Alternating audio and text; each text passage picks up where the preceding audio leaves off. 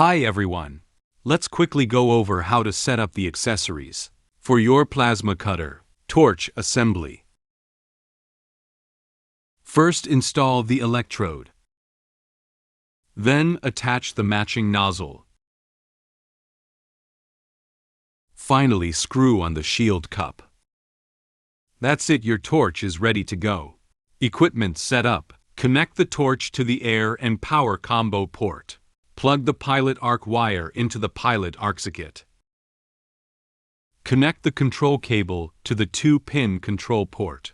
Clip the ground clamp to the positive terminal and secure it to your workpiece or a metal table in contact with it. Attach the air hose from your external compressor. Plug in the power cord. Switch on the power and open the air valve.